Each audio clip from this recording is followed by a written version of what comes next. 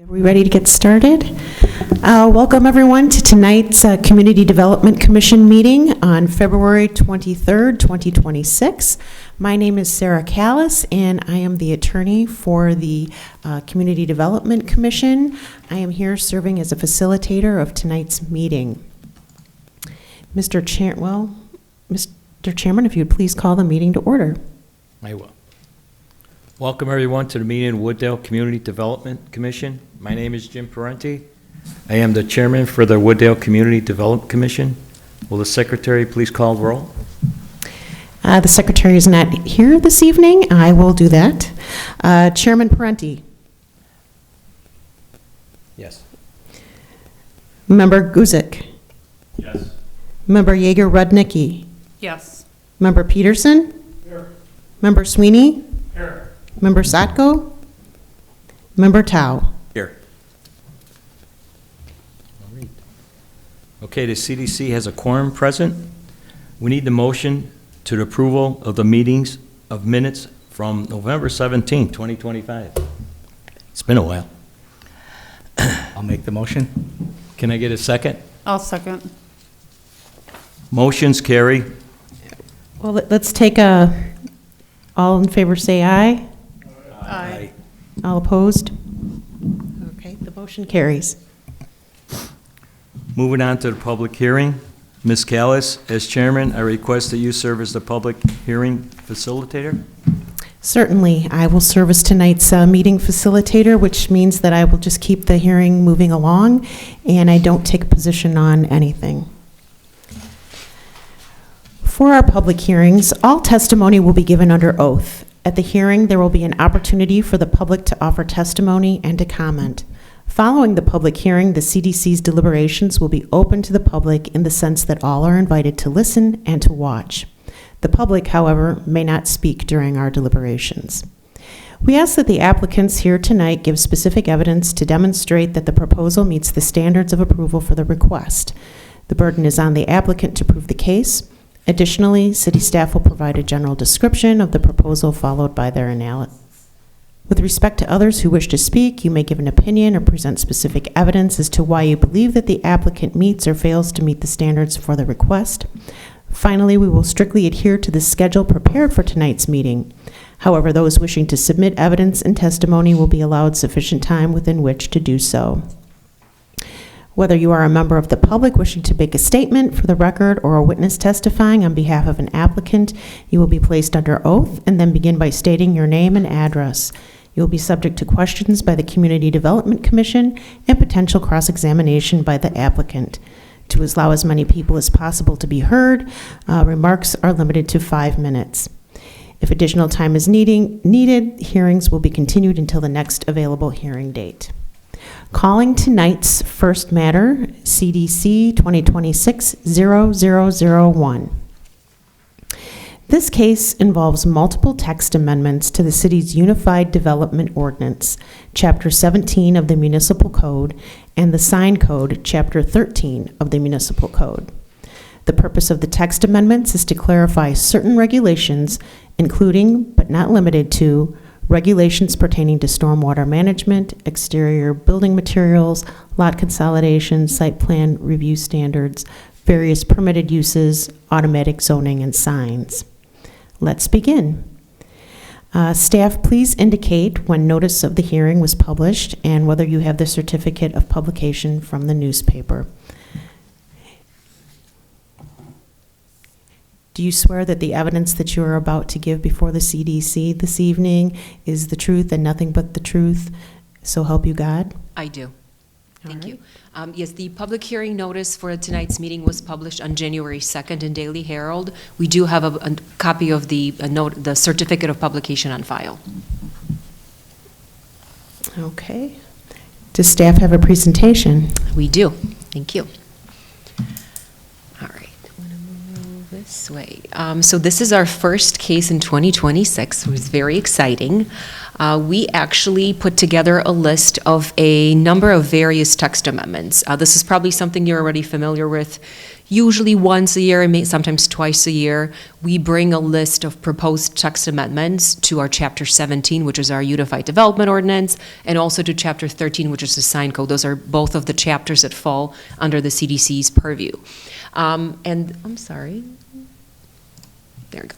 And the reason for that is as we work with the codes every day, we do come across things that perhaps need clarification or explanation or change, or something happens and we're trying to modify the code to either address it or kind of think of the future in mind. So this is a fairly extensive list. There's 13 proposed changes. A lot of them are fairly straightforward, but I'll go through them right now. Feel free to ask any questions. I'll try to provide an explanation as we go on. There's a little bit more information on each one of them and the actual proposed text change in the staff memo that was prepared for tonight's meeting. So these are appearing exactly in the order as they appear in Chapter 17. So the very first one we have is automatic zoning. So you may be familiar with sort of this code requirement because we've seen annexations and rezoning requests before. Our code states that if a property is being annexed, if a property owner applies for annexation to the city, automatically that property, upon annexation, upon approval by city council of that annexation of that property, the zoning automatically becomes R1. R1 is our most restrictive residential zoning district. If the property owner would like to change that zoning of that property to, let's say, for something that fits better within the rest of the neighborhood or the adjoining zoning districts, they would have to submit a petition for rezoning. It would require a public hearing before CDC and then approval by City Council. What we're proposing is to actually add a section that would almost make it automatic. It would actually be administrative. So the development administrator or the city director would have the ability to review that request without the need for a public hearing. So annexation would still have to go to City Council. But if the property owner would like to request rezoning of a property, that has to fit within the surrounding district. So it has to be compatible with the surrounding neighborhood, with the adjacent properties. Then this could be an administrative process, and ultimately it would just make the process more straightforward for the property owner. So that is the first text amendment we have. The next one is personal services.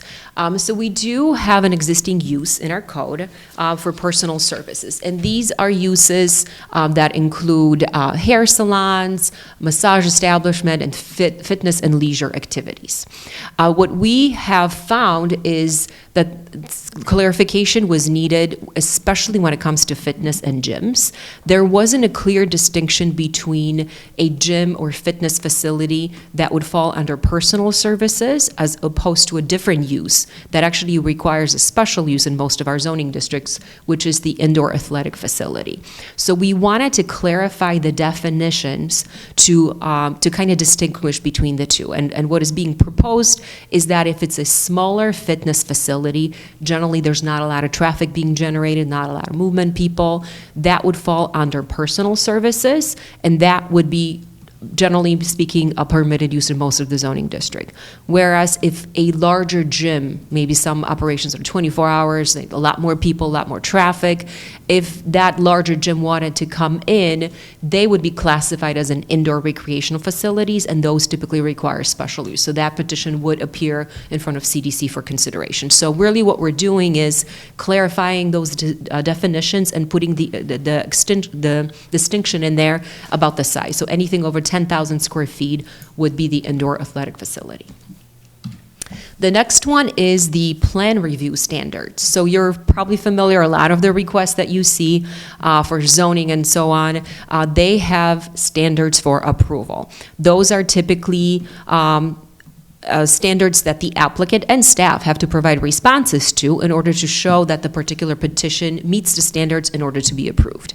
The site plan review is really administrative process, but all of the standards were written in the negative. So instead of the applicant proving how they meet, they would have to prove how they how the standards for this approval. So they would kind of have to do the opposite of making sure that it is being approved. It's very difficult to explain. It was very difficult for the applicants to really understand it. So we're not really changing the standards.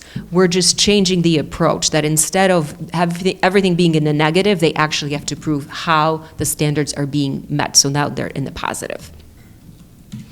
The next one is exterior building materials. So this actually was brought up recently during Planning and Zoning and Building Committee. There was a discussion on the building codes. Our city has recently, the City Council approved an update to our building codes. And as part of the discussion, building materials were discussed. It was noted that back in probably prior to maybe 2022, the building code, which was Chapter 12 of our municipal code, used to include regulations on what was required for exterior materials on the building. And it was a specific percentage that needed to be, let's say, brick or masonry and so on. That requirement was removed from Chapter 12 when we adopted the new UDO in 2022, because at that time we added the design guidelines to our Chapter 17, to the zoning regulations. However, those are guidelines. So we found that sometimes people could say, well, it's a guideline, it's not a requirement, so we don't necessarily have to meet them. So what was suggested that a regulation be added to our code specifically stating that, and it only applies to commercial buildings, so essentially commercial, industrial, multifamily, would have a specific requirement that at least 50% of the elevation be masonry, so brick, stone, textured concrete, and so on. So what is being proposed is that that section would be removed from the design guidelines and added elsewhere in Chapter 17.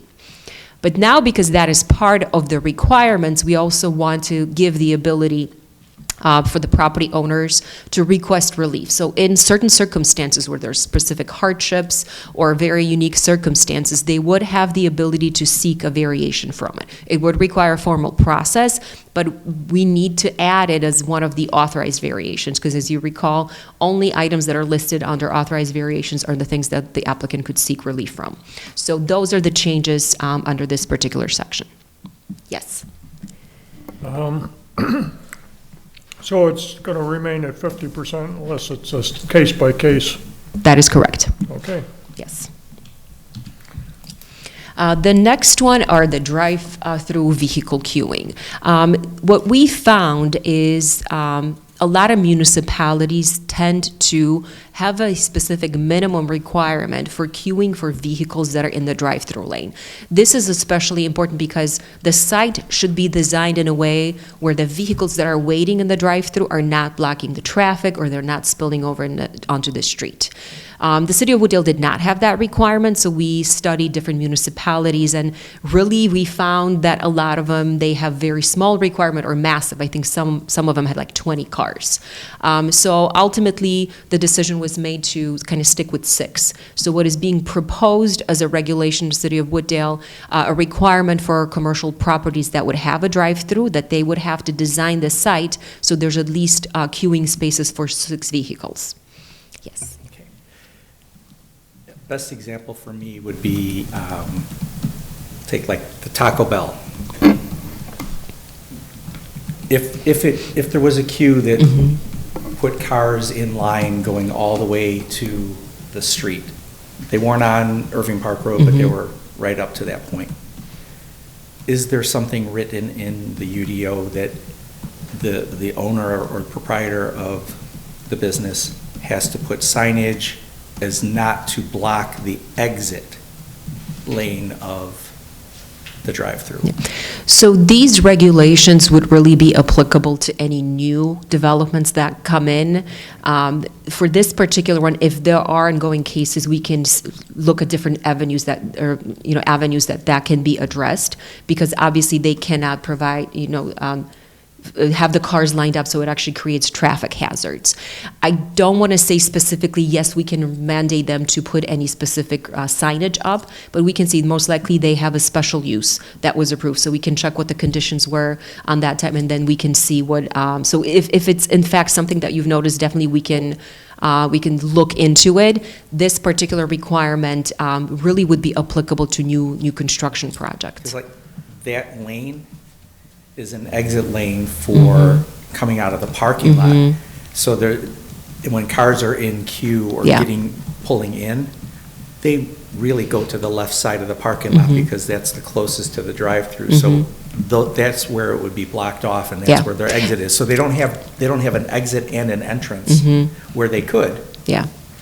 And so I think that's why we're recognizing that this potentially could be an issue, and we're trying to address it, but we can certainly look into a specific property as outside of the CDC. Okay, thank you. All right, so the next one we have is a maximum lot coverage for permeable services. So as you're aware, we in the city of Wooddale have maximum lot coverage requirements. So this is for impervious services. And typically on residential lots it's 40%, on commercial it's 80%. Then property owners do have the ability to install permeable pavers or maybe artificial turf with permeable base or porous concrete or any type of other material that's porous materials that is approved and inspected by our city engineer. And if in fact it meets the requirements, it does not count towards lot coverage. We've seen this in a lot of cases in residential properties where they're pretty maxed out on lot coverage, but maybe they want to have a larger driveway or a patio, then they could apply for this permit for permeable pavers. And then that area that they're adding would not count towards lot coverage. However, what we're trying to eliminate is the ability of a property owner to come in and say, well, I want to do my entire backyard with permeable pavers. While permeable pavers do not count towards lot coverage, we know they're not 100% impervious, because it really depends like how the base is constructed, what type of soil is underneath. That percentage may vary based on the construction, but what we're trying to establish is sort of a limitation. So 40% is what is being proposed, and in this case, it's 40% of each a yard, so 40% of the rear or the front or the side or corner side yards. So if the property owner wanted to install those permeable surfaces, usually it would be permeable pavers, they would be, the maximum they could do is 40%. So at least there will have to be some green space area that's still open. The next one is the EV charging regulation. So this is actually, this was a text amendment that was considered last year just to add the regulations pertaining to EV charging stations.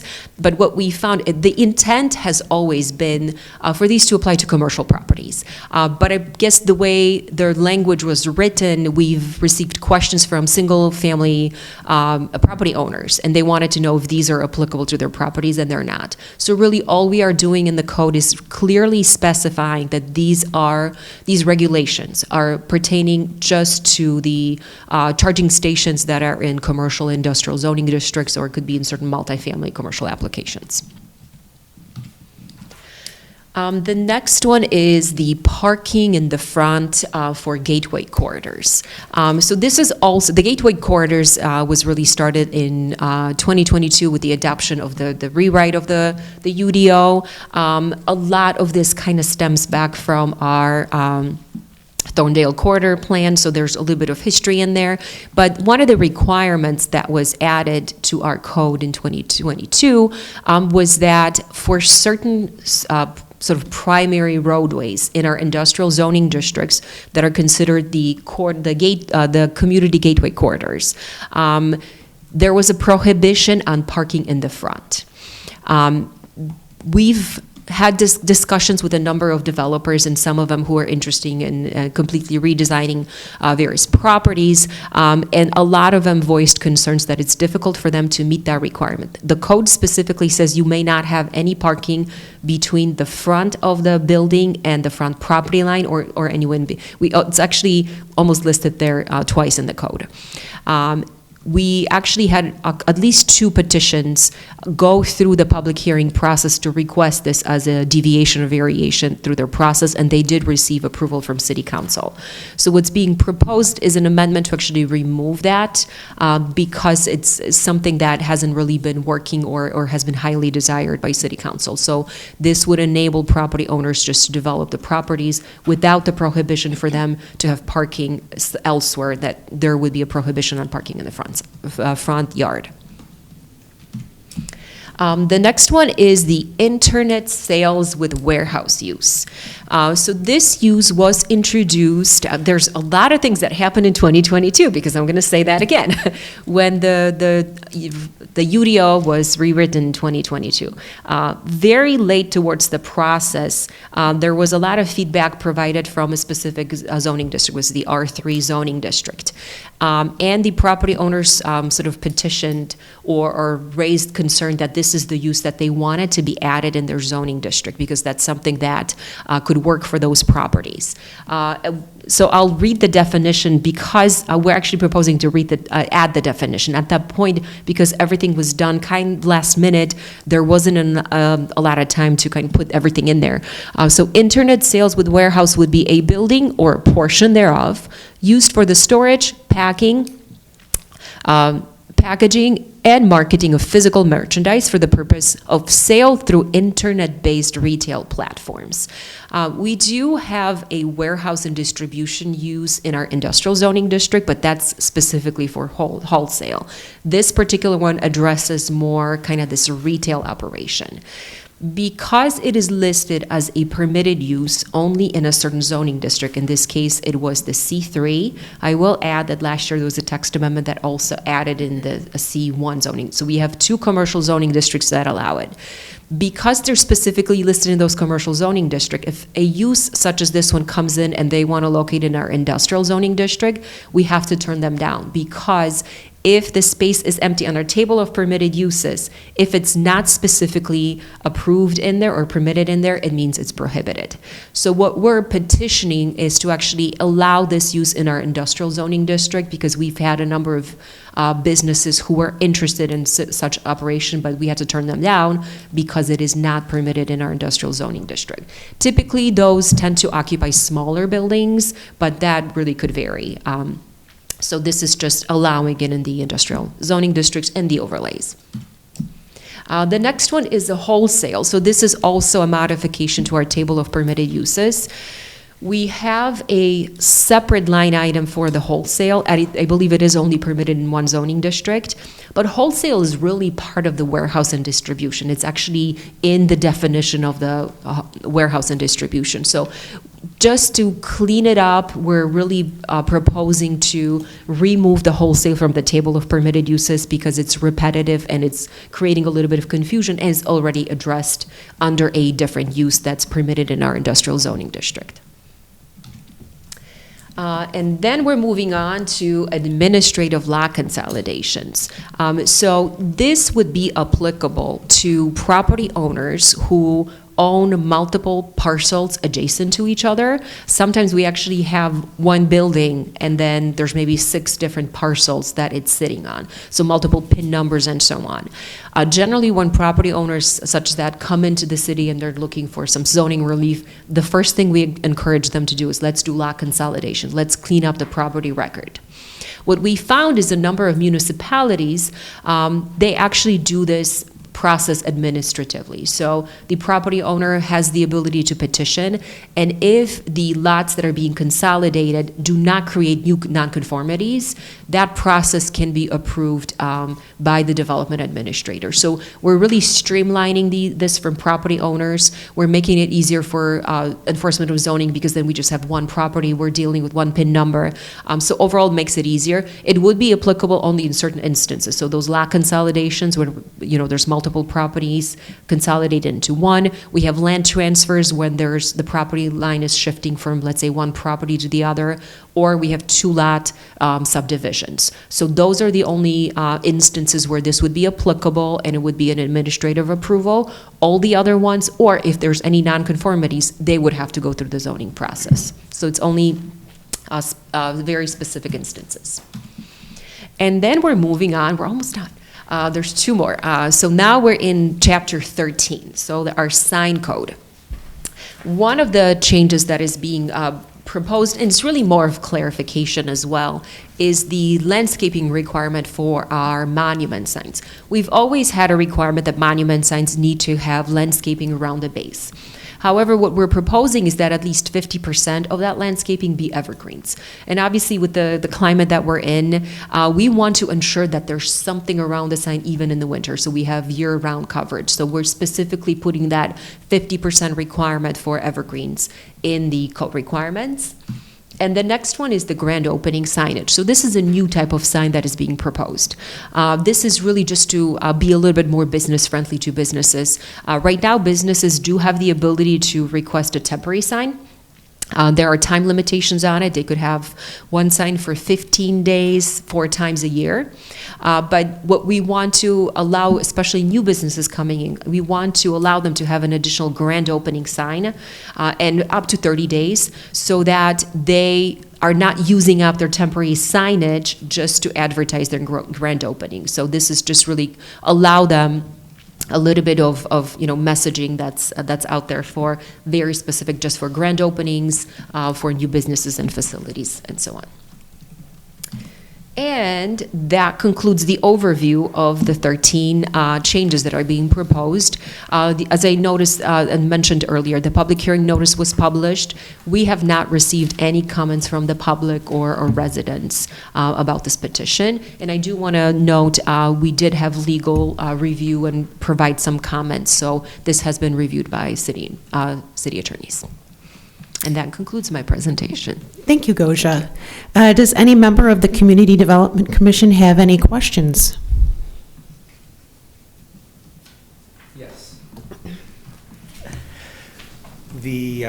Regarding the monument signs, 50% evergreen. I remember when we talked about it, made the change in the first place, there was a lot of talk about having native plants around, and they specifically spoke of by Dunkin' Donuts. Those signs that are close to the street you have to have plants that are impervious to the plow trucks coming by and just killing them. So 50%, can they do more than 50%? Oh, absolutely. That's the minimum. Yes. All right. Yeah. All right, at least 50. All right. Yeah. Does anyone else have any questions? No? Okay. Ordinarily, we would open the floor to the members of the public, but since we don't have any this evening, we will continue. And having no additional testimony, do we have a motion to close the public hearing for case number CDC 2026-0001? And anyone can say so moved. So moved.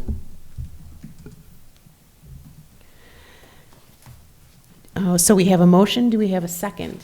Second. Okay, we have a motion and a second. We will do a roll call vote on the motion. Chairman Parenti?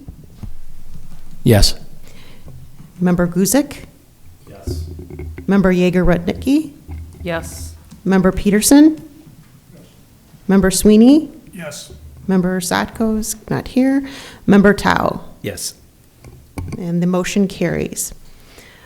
Okay, so the public hearing portion is now closed, and we are entering the portion where the CDC deliberates. Does any CDC member have any statements or comments that they wish to make at this time?